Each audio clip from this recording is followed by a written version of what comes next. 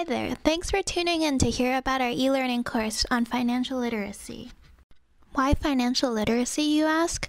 Our lives are largely dictated by money, save for in a few countries like North Korea. If you need money, then you need to understand financial literacy to manage your personal finances. The target audience for our online course are young adults who are just starting to manage their own finances and who are likely playing the game of loans.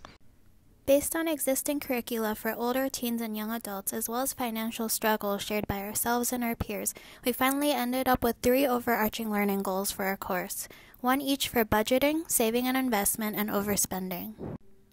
For our cognitive task analysis, we conducted both theoretical prescriptive CTA as well as empirical descriptive qualitative CTA. During our theoretical CTA, we prepared to be surprised during our empirical think-alouds by identifying the skills we thought were necessary for assessment tasks. And surprised we were when we conducted think-alouds with novice learners, each with an updated prototype of our course design, and we learned about both our own misconceptions about our learners, as well as about our learners' misconceptions about our learning goals. Starting from a user experience perspective, we made the user interface for assessment questions more user-friendly after seeing our Think Aloud participants struggling to drag items into a box they couldn't see on their screen, a clear violation of the contiguity principle. By creating 2 columns of category boxes, learners were able to see all categories and easily drag items into each category. As a result of our think-alouds, we also made our course concepts and questions more clear and explicit. For example, one student answered a follow-up question to a question with a made-up monthly bank statement that read, "What was your net income for this month?" which in hindsight was pretty misleading, so we changed the question to read, "Based on this month's bank statement from the first question, what was your net income for the month?" Some of the line items for the original question shown in the last slide were also vague, as our participant pointed out, such as gifts or interest, so we rephrased them to make the intended categorization more clear. For example, gifts was rephrased to buying gifts for friends. Additionally, we discovered several misconceptions that our learners had and revised the focus of our instruction as well as our assessment design to address these misconceptions. We also revised our goals and assessment based on questions that were too easy. Everyone was getting these questions correct. So we removed one learning goal about setting budget priorities entirely and chose to instead include priority setting in our section about overspending. Based on our think-alouds, we revised another question that was too easy, about simple and compound interest. Everyone understood how the definition of compound interest translated to a graph, so we increased the complexity of this question to make the reference to the concept of compound interest implicit, and learners have to infer that compound interest applies to money and savings accounts.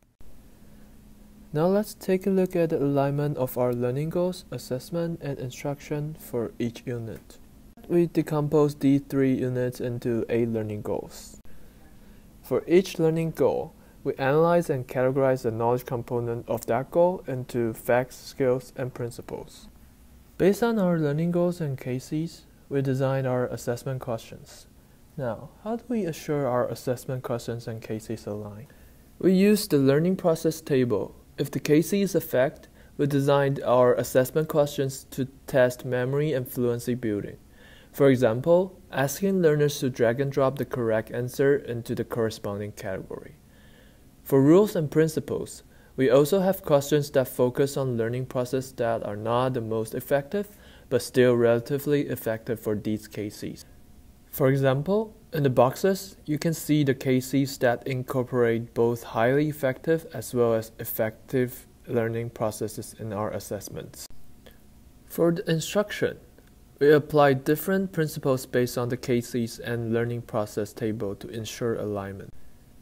Also, we apply the instructional principles of segmenting, practice with feedback, and personalization throughout the course.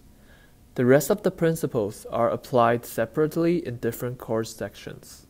Now, let's see how we implemented these principles in our instruction.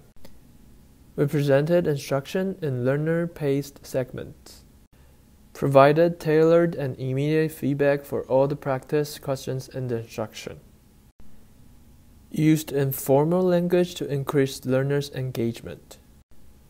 Demonstrated work examples and calculations of interest. Place the corresponding text next to the relevant part of the image. Used both video and audio to narrate complex ideas.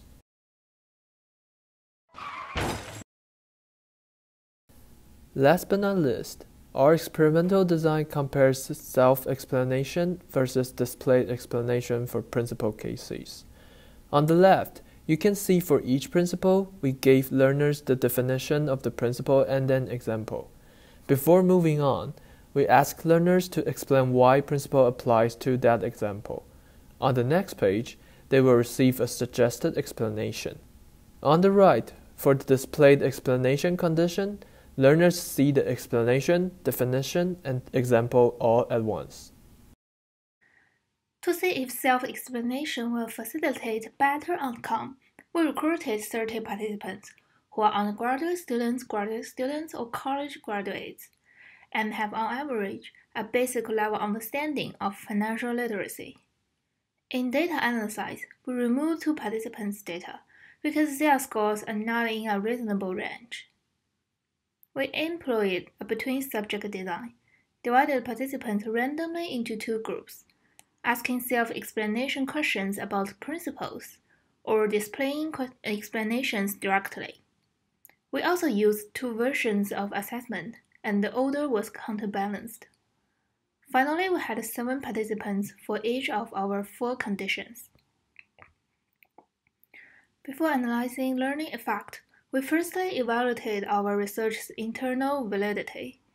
There was no significant difference between pre-test scores of 2 conditions and assessments as pre or post-test. Thus, we can conclude, firstly, assessment A and B have a similar difficulty level, and participants in 2 conditions had similar pre-test scores and prior knowledge on financial literacy, which makes the comparison more reliable. In both conditions, there was a significant difference between pre- and post-test scores, so learning did happen. You may feel confused about why the improvement and post scores of the 2 conditions are so close. Here is our most interesting finding. For our analysis, we divided learners into 2 groups based on their prior test scores. If the score was higher than 3.5, they were advanced. Otherwise, they were novices. While self-explanations help advanced learners learn better, displaying explanations had a greater effect on novices. Why? Cognitive load plays an important role. A hard online course requires high cognitive load of novices, and the self-explanation makes it worse. The positive effect of increasing generative processing is countered by limited cognitive capacity. However, prior experience lowers the required cognitive load of advanced learners, and self-explanations can help them optimize attention allocation. Our research also has some limitations. Firstly, self-explanations may have better effect on long-term learning rather than short-term tests. The course is too long, which may lower learners' motivations, and the sample may be biased because participants are friends of experimenters. Thank you.